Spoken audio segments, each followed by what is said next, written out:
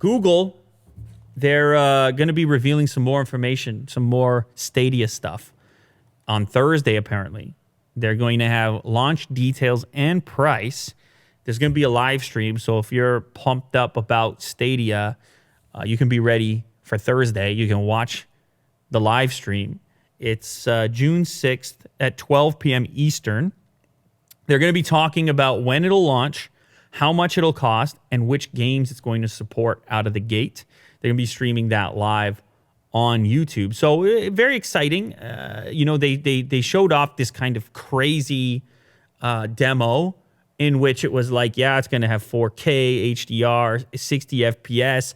The hardware doesn't need to be in your house. You're going to be playing it on a smartphone, like big claims. And I remember on my social media afterwards, it was a lot of people that were skeptical, that were sitting there saying, hey, man, I don't think they're going to be able to deliver it the way they're showcasing it. It seems too ambitious. Or just more, I'll believe it when I see it. So we're getting a step closer to seeing it, and people can determine at that point whether they believe it or not. I'm of the position that I don't think Google would be involved. I don't think they would go through this process to deliver something that couldn't actually work. Like, imagine you have these events, you manufacture this controller, you come up with this brand name Stadia, and to be a complete dud. Now, I will say, Google has buried products in the past. Just because they've gone out and done something doesn't mean it's going to live forever. But there's something about this particular product and the marketplace, the way that it is right now, that leads me to believe that this one's going to be no joke. Now, I don't know. I might eat these words later at a later date. But even though it seems ambitious, it does seem like the future. It seems like the way that this marketplace has to go.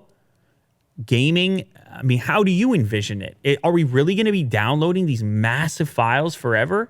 It seems kind of crazy. It seems kind of antiquated. I think I spoke about this on a previous episode. It's almost like the Netflix example when you used to get the discs delivered to you, and then eventually when you were streaming it, you were like, why would I have physical discs anymore? Now, obviously, we've moved beyond that to downloadable games, but still, you're pumped up. You watch the trailer. You want to play the game. You don't want to wait half an hour to download it.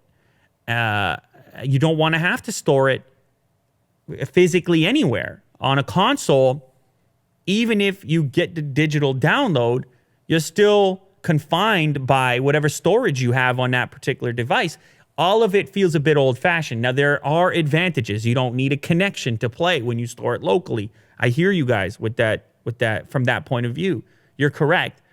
I'm not saying that concept will be done completely, but this will be some sort of a subsidization. Like, this will exist in tandem with the alternative. You'll keep your important games maybe stored locally, and then maybe other ones that you just want to try out or you're less committed to. This is a better way to try them. It's a better way to almost like channel surf video games. You know what I'm saying? Just like on Netflix, you browse around, look for what you want to watch next.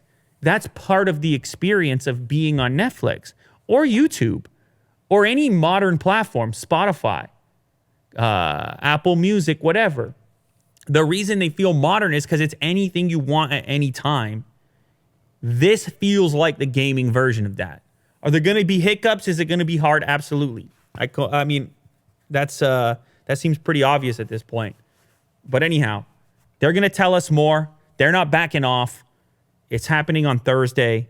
So stay tuned, June 6th, 12 p.m. Price is going to be interesting. We should throw out some guesses, Will. Just people can hold us accountable. This is like in sports broadcasting when they have to pick the winner, like which team is going to win. And then people are like, see, you're no expert because you got it wrong. What do you think the price is going to be? Because they're going to announce it. Is it going to be monthly? Is it going to be per game?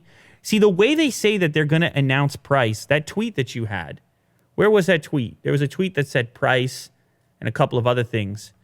Was it on their official account? Some news can't wait for E3, June 6th.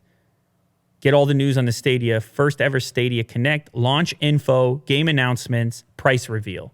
So that makes it sound like there's going to be There, that's the tweet I was looking for. The price, the games, all the news. So that makes it sound like it's a subscription. The price. If you were paying per game specifically, it would be weird to say it like that. But that said, maybe there's a price for Stadia subscription, which comes with some things, and then maybe there's premium payments on like a per game basis. I don't know, as an extra on top. Yeah. Anyway, the way they're stating the price, let's just assume, let's go out on a limb here and say that there's a subscription base layer price for Stadia. What's your guess? Yeah, I think per month. What do you say? They're going to streamline the price. I think it's $29.99. $29.99. It's and because of that, it's like half a game. Okay. Half the price of a game. Gotcha.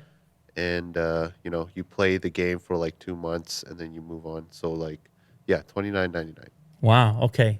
I don't know why that doesn't include the controller. I guess. No, I know it doesn't include the controller. That seems high to me. It does, right? But I know games cost a lot of money, obviously. Yeah. But for some reason, the idea of a recurring payment of like $30,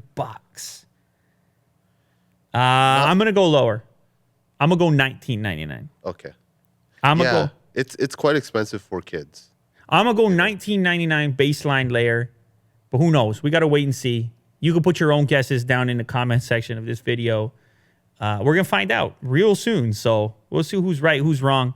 Again, it's a tough guess to make because we don't know exactly what they mean by this, the price.